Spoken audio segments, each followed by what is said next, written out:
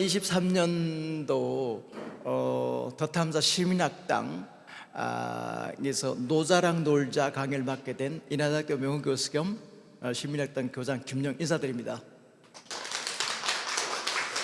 앉아서 말씀드리겠습니다. 오늘 노자랑 놀자 첫 강의만큼 왜 이 시대에 우리가 노자를 주목해야 되는가, 이런 문제하고 노자란 사람은 어떤 사람이고 노자의 사상은 어떤 사람인지, 그리고 우리가 읽는 노자의 텍스트가 어떻게 형성되어 있는지, 이런 문제를 1차 시에 여러분들에게 말씀드리고 또 질문이 있으면 질문을 받고 이렇게 해보도록 하겠습니다. 여러분들이 2, 3년 동안 코로나 때문에 늘 마스크를 쓰고 생활하느라고 불편하셨고, 해외 나들이도 힘들어졌고, 친지 가족들하고의 만남도 제한을 받았습니다. 그래서 다행스럽게도 월요일부터 어제부터 마스크를 착용하지 않아야 된다는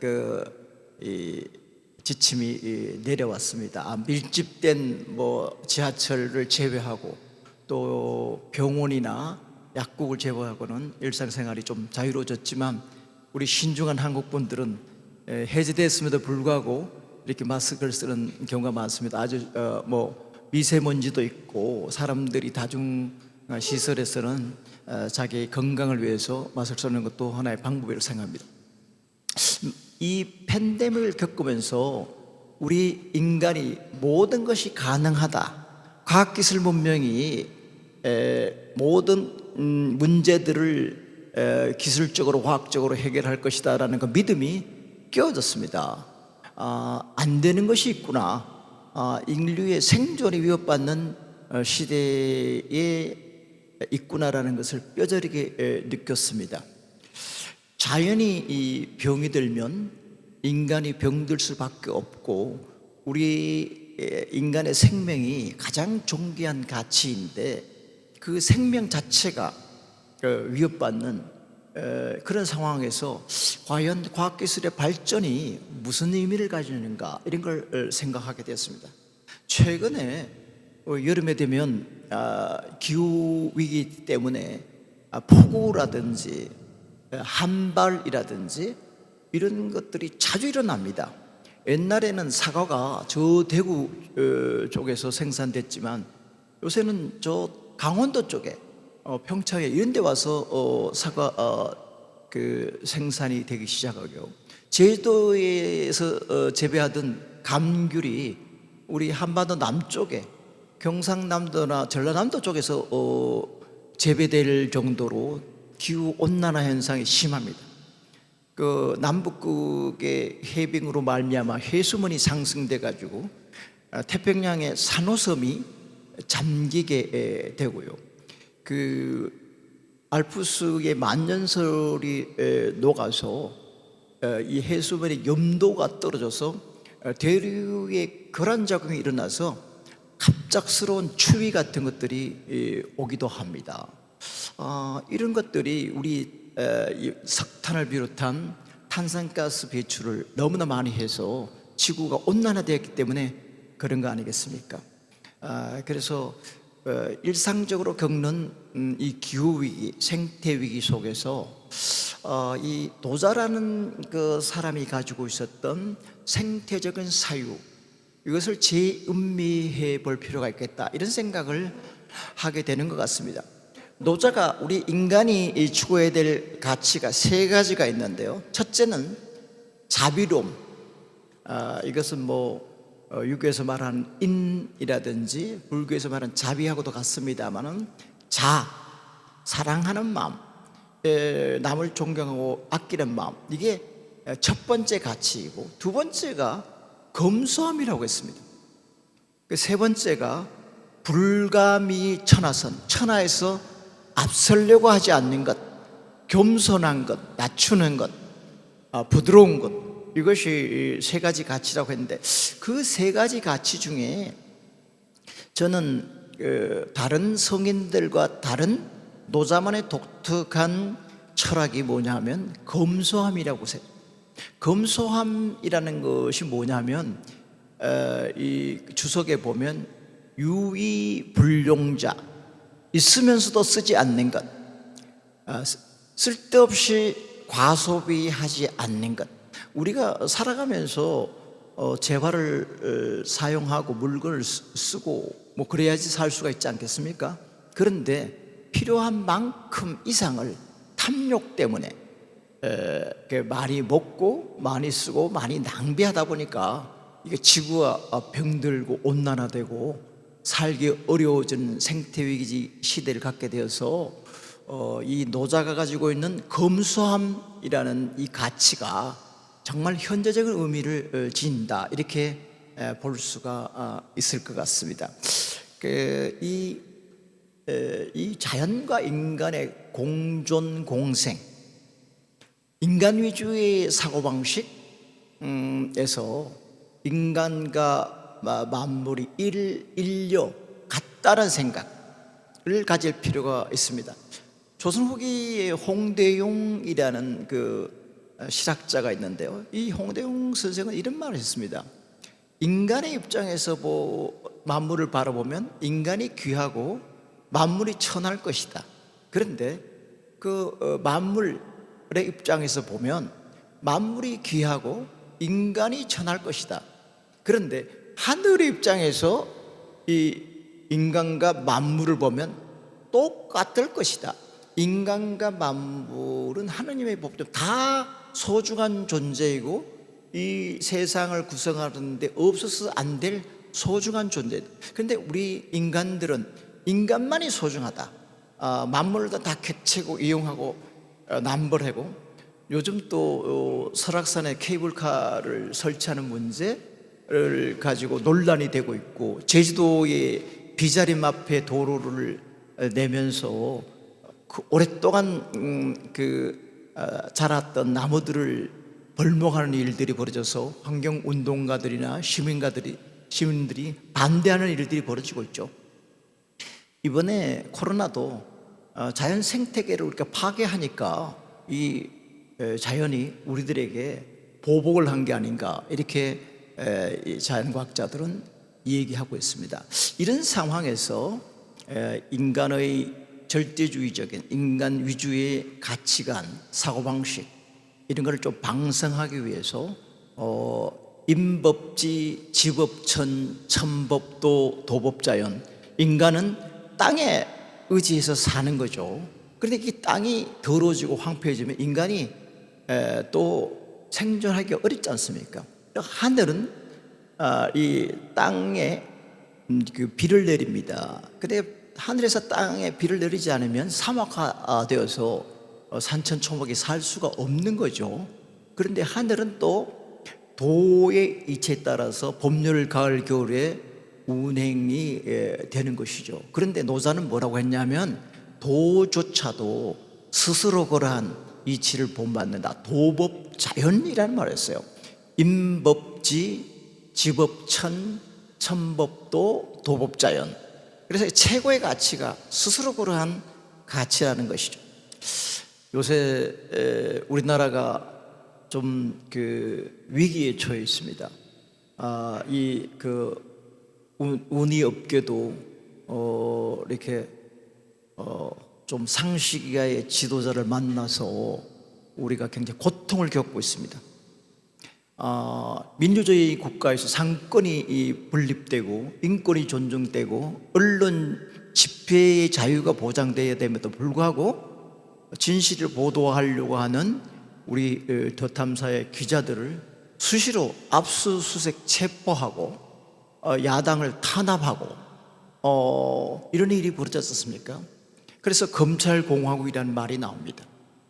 그리고 대일 외교에서도 미일 군사동맹 체제로 편입하려고 하는 그들의 의도에 말려가지고 우리가 이 하버 파트너로 편입될 그런 국가적인 위기를 자초하고 있는 일이 벌어집니다. 물론 이번에 일본에 가서 외교를 벌이는 데 있어서는 매국적이고 우리 피해자였던 강제징용 노동자들이나 위안부 할머니들의 인권, 그들의 주장을 무시하고 그들에 대한 사과 이런 걸 받아내지도 못하고 그들에 대한 보상을 우리나라 기업에서 출연한 돈을 가지고 그들을 보상하자는 그런 말도 안 되는 적반하장적인 그런 얘기에서 국민들의 분노가 들끓고 있는 것이죠. 그래서 매국적이다, 친일적이다 이런 얘기를 하고 있는 것이죠. 근데 노자는 이런 지도자를 가장 형편없는 지도자라고 했어요. 노자는 가장 훌륭한 지도자는 있으면서도 있는 줄 모르는, 우리가 물이 흘러가듯이 자연스러운 지도자가 최고의 지도자라고 했어요. 국민들이 자기 일만 하면 돼요.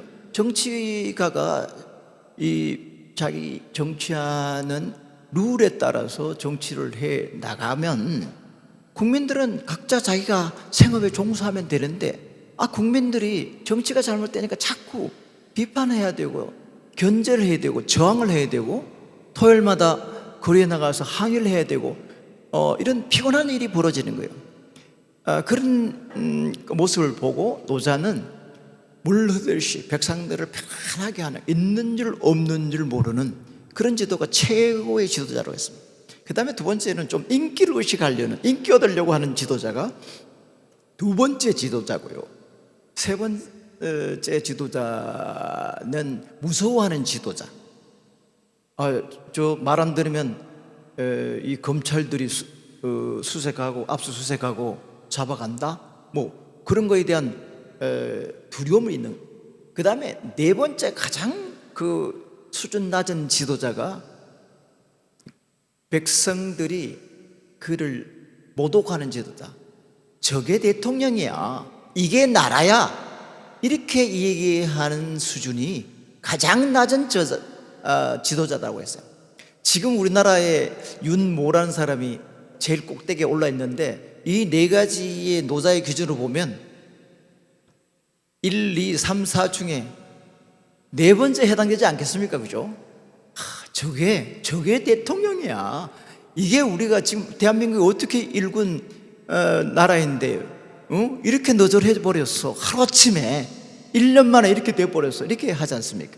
노자는 이 자연에 들어가서 나물 먹고 물 마시고 평화롭게 살자 이런 사상가만이 아니라 저절로 모든 사람들이 알아서 자율적으로 살아갈 수 있는 그런 이 나라, 그런 세상을 꿈꾸면서 폭압적인 군주에 대해서 매서운 비판을 했습니다.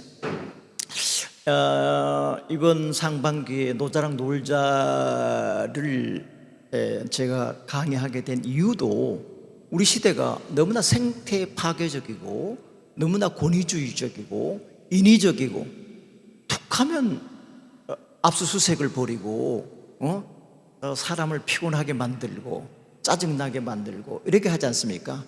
이럴 때 정말 우리 동양의 최고의 성현이라고 하면 공자와 노자를 들 수가 있는데, 공자는 덕치, 예치 이런 그 인의 예지의 윤리 도덕을 가지고 세상을 편안하게 했다면 이 노자는 무위자연, 자기적이고 의식적인 노력 없이 인의 예지라는 걸 너무 강조하다 보면 인간이 억압되잖아요. 그리고 인간이 자율적으로 자유롭게 자기의 아까 말한 자비로움이라든지 검소함이라든지 겸손함이라든지 이런 그것들 체득해서 살아갈 수 있도록 하는 것을 꿈꿨던 것 같습니다. 제가 축구 선수 손흥민을 좋아합니다. 손흥민이 며칠 전에 이제 어시스트 50을 기록했고 지금 잉글리시 프리미어리그에서 99골을 넣었어요. 한 골만 더 넣으면 100골을 기록하게 됩니다. 그런데 그 손흥민의 아버지 손흥정 이 아버지께서 손흥민을 가르칠 때 기본을 철저하게 된다. 그래서 기본을 습득하기 전에 게임을 못하게 했어요.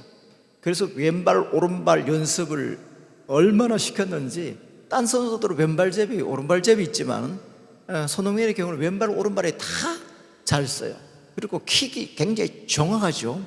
지난주 있었던 그 사우스햄튼 전에서도 손흥민의 어시스트를 기록했습니다. 굉장히 정확, 코너킥을 전담하잖아요.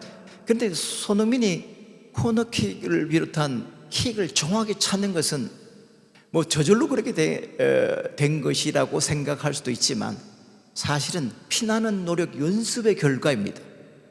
그러니까 피나는 연습과 노력을 통해서 그런 저절로 정확한 킥을 찰 수 있는 것이지, 노력하지도 않고 우연히 그렇게 문전에 있는 자기 선수에게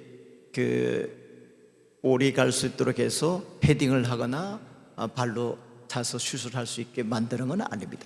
그러니까 노자가 말한 무위자연은 아무것도 하지 않고 자연의 모양 논인다, 이런 뜻이 아니라 많은 노력을 해서 저절로, 우리가 기독교인이기 때문에 남을 사랑하고 이 불교인이기 때문에 남에게 자비를 바치는 게 아니라 그게 몸에 배어서 그런 거 티내지 않고 그냥 어려운 사람들을 저절로 오른손이 하는 걸 왼손이 모르게 이렇게 도와주듯이 그렇게 하는 경지를 꿈꾸고 있습니다. 사실은 노자의 경지가 최고의 경지라고 할 수 있습니다. 우리가 노력하는 경지는 아직 멀었어요. 의도적인 노력이 아니라 손흥민처럼 저절로 슛이 되고 저절로 어시스트가 되고 저절로 남들을 도와주고 자기가 하는 말이 남에게 위로와 기쁨이 되는 경지. 내가 기독교인이기 때문에 사랑을 실천해야 되기 때문에 무슨 뭐 봉사를 하고 기부를 하고 이런 경지는 아니라는 것을 말씀드립니다. 그런데 이 노자란 책은요, 어떻게 만들어졌느냐 하면요, 노자는 초나라의 그 지역에 살았는데 하은주, 중국의 고대의 국가 중에 하나라, 은나라, 주나라 중에 주나라 말기에 그 요새 말하면 도서관의 라이브러리언, 이 사서 장서인이었습니다. 아마 장서인으로 책을 관리하고 정리하고 또 아마 출판도 하고 편하기도 하고 이렇게 하면서 책을 많이 읽었겠죠. 그래서 상당히 어느 경제 이름 같습니다. 그런데 주나라 말기에 나라가 쇠퇴해지자 아이고 나 여기서 못 살겠다고 떠나가려고 할 때 이 관문지기가 선생님 그동안에 도서관에서 그렇게 공부를 많이 하셨는데 그냥 가면 어떡합니까? 우리들에게 뭐 도움이 될 만한 말씀을 좀 해주세요. 이렇게 했더니 노자가 그때 자기가 생각했던 것을 정리해서 쓴 책이 노자란 책입니다. 이 노자란 책은 5천자예요. 5천자.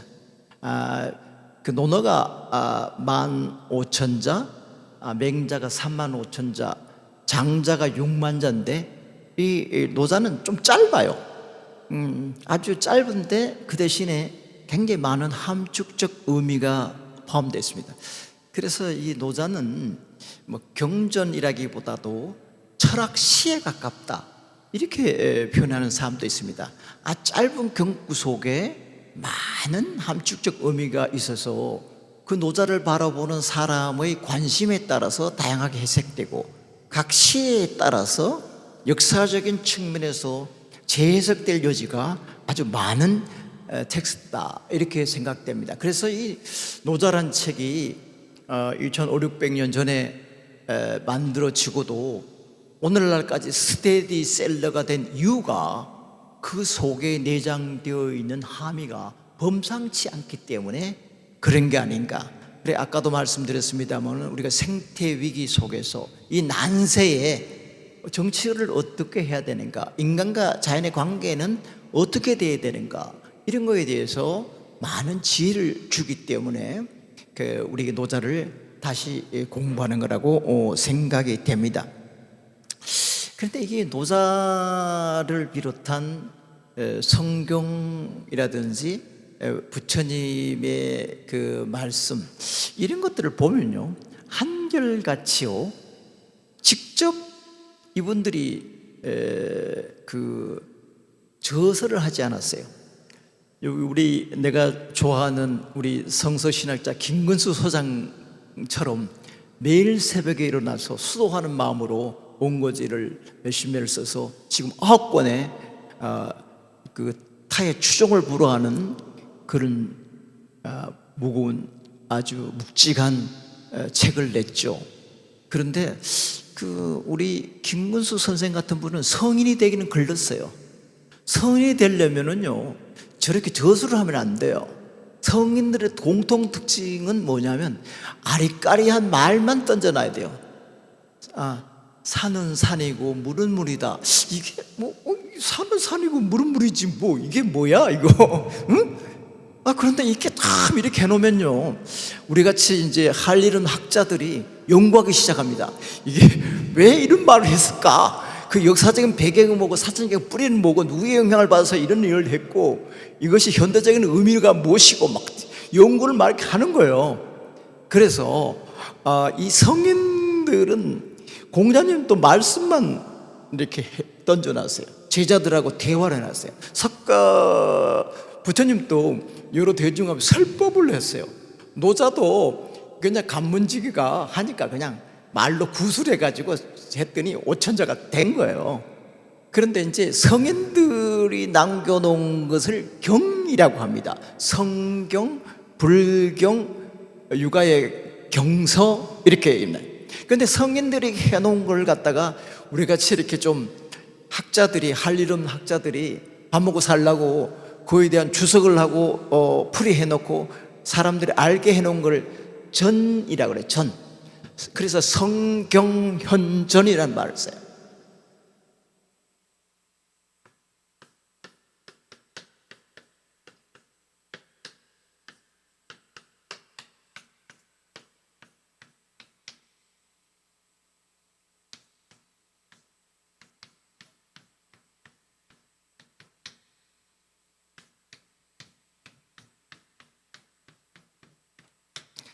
이 경이라는 것은 우리가 경위를 가린다, 시줄 날줄 할 때 경이잖아요. 그런데 이 성인들이 남겨놓은 거룩한 말씀을 우리가 경이라고 그래요. 성경, 불경, 육아의 경서 이렇게 얘기해요. 그런데 이 성경이 아까 얘기했지만 좀 더 내 이웃을 내 몸과 같이 사랑하라, 이거 뭐 이런 말을 한다든지 무소의 뿔처럼 혼자서 가라 뭐 이렇게 한다든지 이런 참 굉장히 멋있는 말인데 이게 오늘날 내한테 이게 어떤 의미인가를 잘 모르잖아요. 그러니까 현인들은 학자, 이 주자라든지 이런 여러 가지 학자들이 이 전한다. 일반 사람들의 그 경전을 알기 쉽도록 풀이해서 전한다. 성인들이 남겨놓은 걸 전이라고 그래요. 그러니까 논어에 대해서 우리 가장 주목할 만한 해석서가 주자의 집전이에요. 주자 집전. 주자는 대학 중용 논어 맹자 소위 육아 사서에 대한 주석을 해놨어요. 주자는 1130년부터 1200년까지 송나라의 중세시대의 대단한 학자였습니다. 이 대단한 학자가 논어라든지 맹자라든지 대학 중용 같은 이 경서를 우리들이 알 수 있게 풀이를 해놨어요. 그래서 우리는 주로 이제 이런 풀이를 통해서 경전이 가지고 있는 많은 함축적 의미를 볼 수가 있게 되는 거죠. 그래서 이게 성인들은 역시 위대해요. 여러 후대 학자들이 먹고 살 수 있도록 이렇게 다 풀이까지 해주면 우리 김문수 소장 같은 분들이 뭘 먹고 살겠어요. 이렇게 9권의 저서를 할 수 있게끔 다 여지를 남겨가지고 참 참 구름 잡는 얘기 같은 참 멋있는 말들을 하면 이분들이 막 새벽에 일어나가 열심히 공부해가지고 독일 책 보고 막 영어 책 보고 스페인 책 보고 이렇게 해가지고 막 해가지고 공부해가지고 책도 내가지고 인쇄도 받고 출판 문화상도 타고 막 이렇게 하는 거죠. 그래서 이 문화가 발전해 간다 이런 생각이 듭니다. 그 전에 대해서 또 요것도 좀 어렵다. 한 또 선생이 있고 또 새끼 선생이 있어야 되잖아요. 그 사람들이 또 소라는 그 전에 대한 또 주석을 내는 걸 소라고 합니다. 그 참 공부라는 게 깊이 뭐 하면 할수록 끝이 없고요. 점점 또 선생 밑에 있으면 새끼 또 제자가 있어야 되고, 대학자가 있으면 중간학자가 있어야 되고, 또 그걸 풀이면 선생이 있어야 되고 뭐 이러지 않습니까? 그래서 다 먹고 살기 마련이다 이런 생각입니다.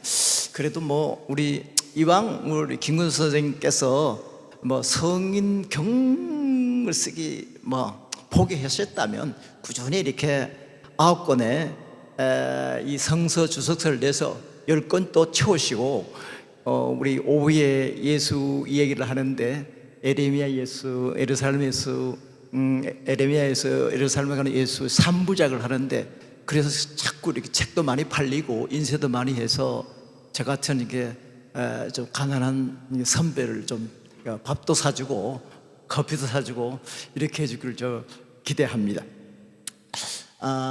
그런데 이제 제가 여러분들에게 이제 노자를 좀 쉽게 소개해 줘야 되겠다. 노자가 워낙 아까 얘기했지만 상징적인 의미가 있고 함축적인 의미가 있으니까 좀 쉽게 해야 되겠다 이런 생각을, 제가 좀 친절한 남자거든요. 이걸 그대로 뭐 이렇게 나도 산은 산이고 물은 물이다 이렇게 해놓으면 참, 이게 뭐야 이게 지금 뭐 이렇게 좀 대중서 쉽게 좀 쓰지, 이게 어렵게 써가지고 지금 저 원문보다 더 어렵잖아 뭐 이렇게 하면 좀 읽는 사람들이 돈 주고 샀는데 짜증나잖아요. 그래서 내가 이거를 어떻게 할까 고민하다가 정말 이 시대의 사람들이 일반 대중들이 읽으면 쉽게 이해할 수 있는 노자책을 쓰자. 저는 이제 전공이 문학 아닙니까? 그러니까 철학자들은 좀 어렵게 그 여러 가지 관념을 가지고 찍어 붙이고 뭐 이런 경향이 참 있습니다. 철학자 일반인들 되고 폄훼하는 건 아니지만 좀 어려워요. 칸트 여러분들 순서의 성비판 참 고전이라고 그래서 대학 시절에 한번 읽어봤더니요 이빨도 들어가지 않은 거예요. 그래서 내가 머리가 나쁘구나. 이걸 어떻게 이렇게 칸트를 전부 다들 뭐 고전이라고 하는데 이 고전을 난 읽어봐도 읽지를 못하겠구나. 프로이드의 꿈의 해석, 이것도 참 명절하게 해서 읽어봤더니 이것도 또 못 읽는 거예요. 읽을 수가 없어요. 이해가 안 돼요. 그랬더니 나중에 그러더라고요. 꿈의 해석을 읽으려면 그거 읽기 전에 C.S. 홀의 프로이드 심리학 입문을 읽어야 된다. 칸트를 읽기 전에 에센셜 칸트를 읽어야 된다. 맞다. 모든 그 학문이나 고전을 읽기 위해서는 그 인트로덕션, 입문서가 필요하구나. 초등학생들이 읽어야 될 거, 중고등학생이 읽어야 될 거, 대학생이 읽어야 될 거, 우리가 수준이 있잖아요. 그런 것처럼 그런 게 필요하다.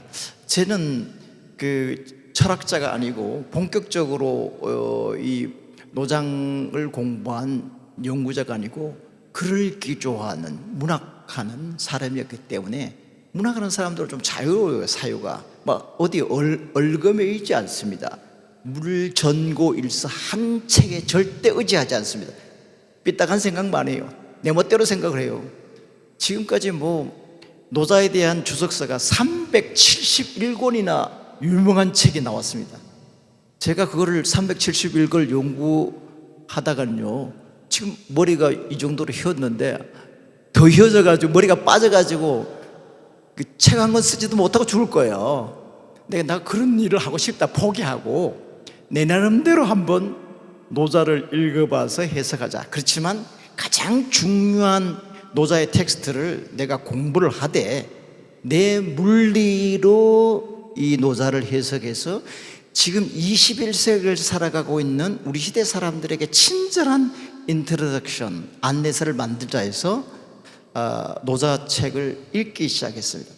왜 노자책을 읽겠냐면 노자에 대한 주석을 해놓은 유명한 학자들이 물론 중국의 뭐 명나라 청나라 때부터 지금 대만, 내가 북경대학에서 1년 동안 2000년 동안 개공교수로 있었는데 거기에 문사철 문과, 또 철학과, 역사학과 이 3개, 그 문사철이 중심인데 거기에 철학자 중에 허왕생이라는 유명한 도가 철학자가 있어요. 만나보기도 하고 강의도 들어봤습니다만은 이분들을 능가할 만한 내가 책을 낼 수가 없어요.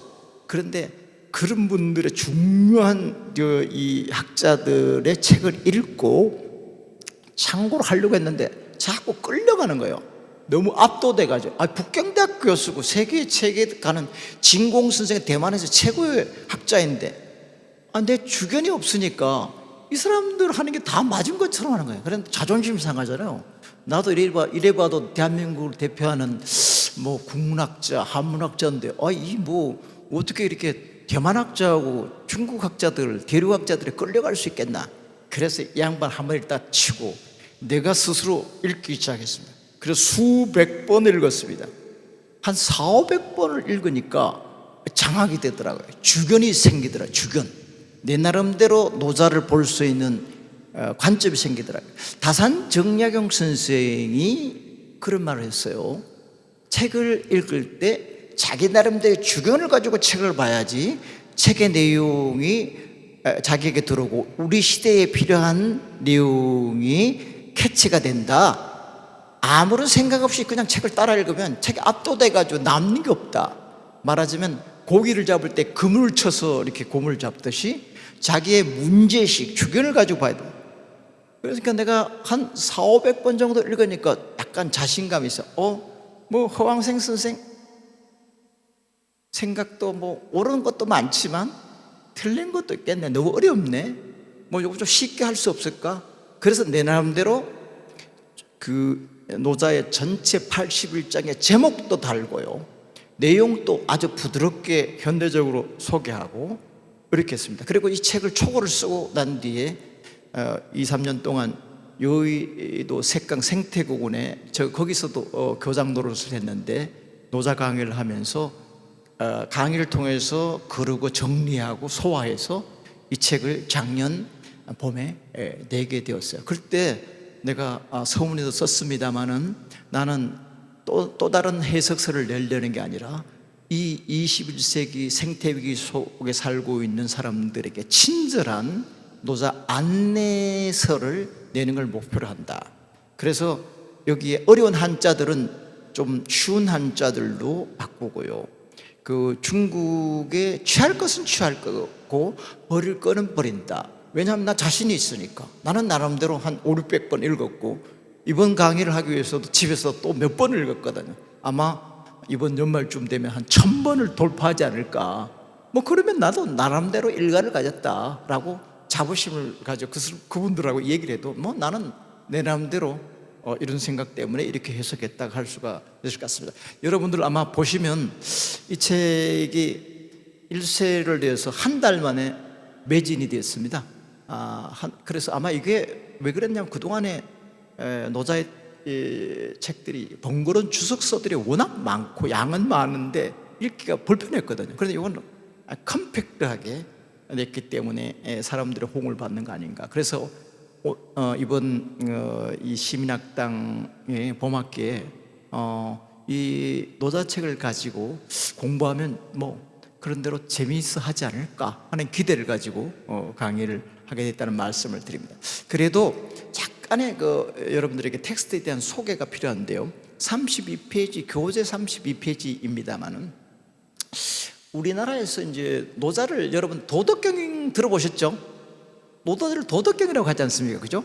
노자가 처음 나왔을 때는 도덕경이라는 말 쓰지 않았습니다. 그냥 노자가 쓴 책이니까 노자라고 했겠죠. 그런데 이제 경이라고 하는 것은 아까 얘기했지만 이 성인들의 말씀을 높이기 위해서 경이라고 한 것이죠. 한나라 때 와서 육아의 경전을 정리하면서 다 경이라고 했어요. 육아경서. 그러면서 이게 노자의 그 텍스트를 보고 이 노자가 앞에 37장까지는 도에 대해서 이 얘기를 많이 했고 38장부터 81장까지는 덕에 대해서 얘기를 많이 했어요. 덕에 대한 논의가 많아요. 그래서 앞에 상경을 도경, 뒤에 있는 38장부터 81장까지를 덕경이라고 이렇게 왕필이 이 얘기를 했는데, 그래서 그것을 합해가지고 한나라 때 3세기의 그 위진 시대에 썼던 그 왕필의 노자 책을 한나라 때에 와서 도덕경이라고 붙였습니다. 높이기 위해서. 처음부터 도덕경이 아니고. 그래서 내가 여기 책의 텍스트 이름을 노자라고 하는, 꺽쇠해서 노자라고 하는 것은 노자책을 말하고 텍스트를 말하고, 그냥 노자라고 하는 건 노자란 철학자를 말합니다. 그게 맞지 않겠습니까? 처음부터 노자라는 책이 아니고 한나라 때 뒤늦게 와서 자기네들이 높이기 위해서 도덕경 이렇게 했기 때문에 일반적으로는 도덕경으로 쓰지만 학문하는 입장에서는, 도가 철학에서는 노자의 텍스트를 노자하고 꺽쇠를 써서 쓰고, 한 철학자를 쓸 때는 그냥 꺽쇠 없이 노자라고 썼습니다. 이 책에도 그렇게 되어 있습니다. 그런데 이 왕필이 쓴 노자가 3세기경에 쓰여졌는데, 이게 가장 오늘날 보는 완성된 81장의 노자책이고 가장 많이 읽혔습니다. 그런데 이 책보다 먼저 나와 있는 책들이 있었어요. 그 32페이지 2 보면 백서본 노자라는 것이 있는데, 백서본 노자라는 것은 백자는 비단 백자입니다. 1973년에 중국 호남성 장사의 한나라 무덤 속에서 비단으로 쓰여진 노자가 발견되었어요. 그런데 이 노자가 BC 2세기경에 나온 거로 추정이 되는 노자가 발견돼요. 그러니까 왕필의 노자는 AD 3세기경인데 그 왕필 노자보다 5세기나 앞선 비단에 쓰여진 노자가 발견이 되니까 먼저 나온 것이 더 정확하고 신뢰할 텍스트다, 이런 논의가 있었습니다. 그래서 노자 연구가 다시 전개되어서 이 백서본 가지고 연구를 하게 된 거죠. 그런데 이 백서본은 지금 왕필의 그 노자책하고 거꾸로 돼 있어요. 덕경이 앞에 돼 있고 도경이 뒤에 돼 있는 거예요. 우리는 노자는 도경이 앞에 있고 덕경은 뒤에 있는데, 여기 그 BC 2세기경에 왕필본보다 5세기 먼저 나왔는 책에는 덕경이 먼저 있고 도경이 뒤에 있는 거예요. 사람들이 헷갈릴 수밖에 없죠. 그리고 내용도 다르고.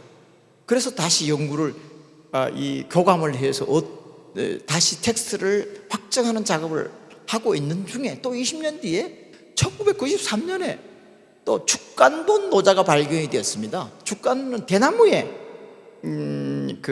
쓴 노자가 발견됐어요. 그런데 이거는 또 BC 3세기경일 거예요. 더 오래요. 백성부.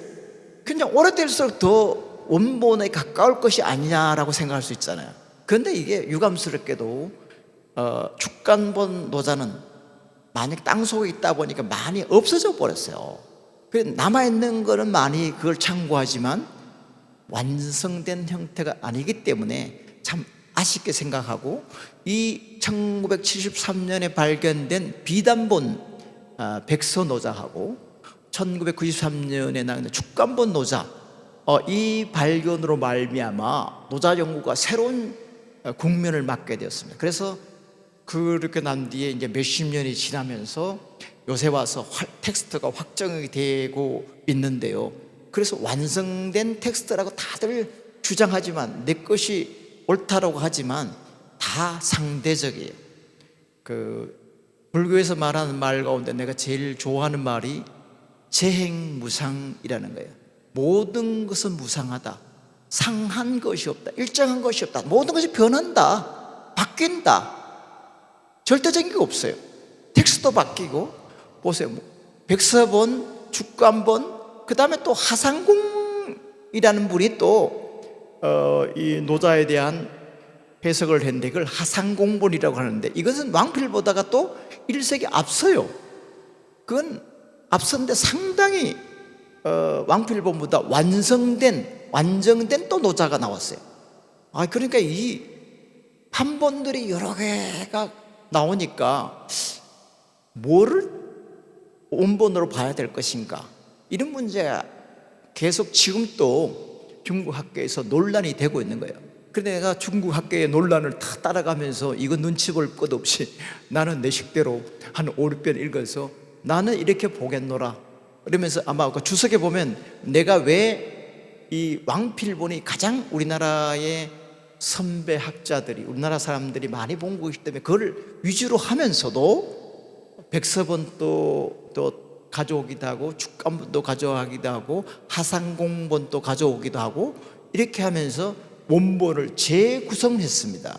재구성하고 거기에 따라서 해석했다는 것을 말씀드립니다. 그런데 이런 그 노자 텍스트를 오늘날에 어떤 관점에서 주목할 것인가 하는 것을 34페이지부터 내가 써놨는데요. 첫 번째는 노자 텍스트 중에 오늘날 우리가 주목해야 될 것이 반전 평화 사상, 생명 존중 사상이 아닐까 생각합니다. 텍스트 36페이지 제 생태위기 시대 노자 읽기 36페이지 밑에 노자의 핵심 사상 중에 내가 지금 주목하고 있는 사상은 생명 존중과 반전 평화이다. 생태적 위기에서 이 노자가 가지고 있는 사람의 생명은 부드럽고 약하지만 생명이라는 것은 덕의 빛이다 라는 그런 노자의 생명 존중 사상을 우리가 주목해야 되지 않을까. 우리나라 지금 청소년 자살률 1위, 노인 자살률 1위 아닙니까? 노동자들이 매일 산업 현장에서 죽고 있고 건설 노동에 추락하고 있습니다. 일을 하는 것은 먹고 살기 위해서 일을 하는 건데 그 하청을 주고 하청을 두고 임금을 줄이고 이렇게 하다 보니까 김영건 같은 노동자들이 산업 현장에서 죽고 있어요. 우리 생명 가치를 좀 더 높이고 존중하고 기업가들이나 모든 사람이나 언론이나 정치가들이 하면 그 사람들의 노동시간을 윤석열처럼 늘릴 것이 아니라 사람들 휴식을 가지고 줄이고 한 사람이 어려운 그 열악한 환경 속에서 갔을 때, 위험에 있을 때 한 사람이 지켜볼 수 있도록 두 사람이 같이 근무하게 한다든지 이런 식으로. 그리고 빌딩을 지을 때 거푸집이라든지 지지대 같은 것들도 날림을 할 것이 아니라 돈이 좀 덜 들어도 또 튼튼한 거로 해서 사람들이 추락하지 않도록 하는 것, 이런 것들이 다 노자를 공부하게 되면 기업가들이나 일반 지식이나 언론인들이나 정치가들이 한다면 그렇게 할 거라는 거예요. 그리고 우리나라가 지금 상당히 미국과 중국의 패권 전쟁 속에서 미국의 하위 파트너로 만들려고 미국이 미일 동맹막을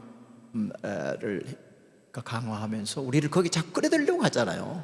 독도 주위에서 해군을 동원해가지고 전쟁 연습을 하고 공격 연습을 하면서 독도도 이름도 표기를 닭개심이라고 이렇게 하고, 나중에 만약에 이 전쟁이 일어나면 독도를 자위대의 전초기지로 삼으려고 하는 그런 엄중한 수작을 벌이고 있기 때문에 우리 분노해가지고 시민들이 거리로 나오고 있지 않습니까? 이런 때에 평화가 얼마나 소중한 것인가.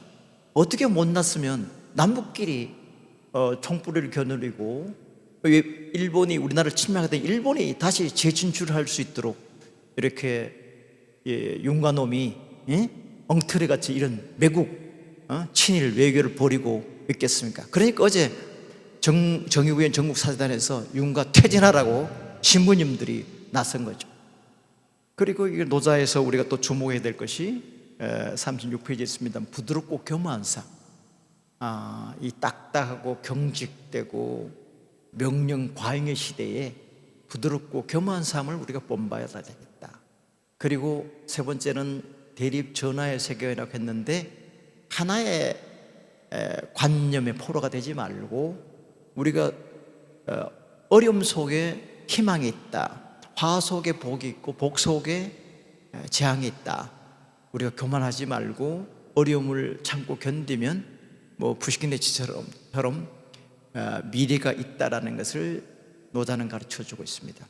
그리고 이 노자는 지식뿐만 아니라 도를 추구할 것을 강조했어요. 지식이라는 건 정보가 늘어나지만 도는 비워내는 거다. 마음 공부라는 건 자기를 비워내는 거다. 자기중심주의를 비워놓고 남을 생각하고 자연을 생각하는 거다. 그리고 다섯 번째는 의도적으로 자기적으로 티내지 않고 스스로 그러하게 뭐 일을 해놓고 내가 잘했어, 내가 했어, 내 공이야, 엉터리 같은 외교를 하고 가서 내가 잘한 거야, 미래를 위해서 했다, 이렇게 거짓말하고 사기치고 이러지 말고 정말 우리나라 사람들이 사는 길이 무엇인가를 생각, 그 뜻을 들어서 그렇게 정치를 하는 게 좋다. 그리고 너무 거대의 사회가 아니라 이 작은 Small is beautiful, 작은 것이 아름답다. 너무 크고 위대하고 뭐 이런 것이 아니라 작은 것을 소중히 여기는 그런 게 필요하고, 이런 것들을 표현하는 방법은 성경도 그렇습니다만은 예수님이 비유를 통하지 않고 말씀하지 않으셨다고 했지만 그냥 사람이 착하게 살아야 된다 이렇게 하면 누가 잘났네, 뭐가 잘났다, 자기가 잘났다 내보고 착하게 살라고 그래 그러잖아요. 이렇게 우화라든지 이렇게 반어법이라든지 비유를 통해서 역설적인 표현을 통해서 노자는 함축적인 그 언어 사용을 통해서 우리에게 깊이 있는 상상력을 제고해 줬다. 그런 것이 노자의 특징이 아닌가 이런 생각을 갖게 됩니다. 오늘 첫 시간에는 우리가 다시 노자를 읽는 이유, 노자 텍스트를 확장하게 된 과정, 노자 사상의 핵심적인 사상에 대해서 말씀드렸습니다. 그래서 이게 2차 시에는 본격적으로 노자 제1장을 보면서 노자가 오늘날 우리 시대에게 뭐를 말하는지를 여러분들하고 생각해 보도록 하겠습니다. 다음 시간에 만나겠습니다. 감사합니다.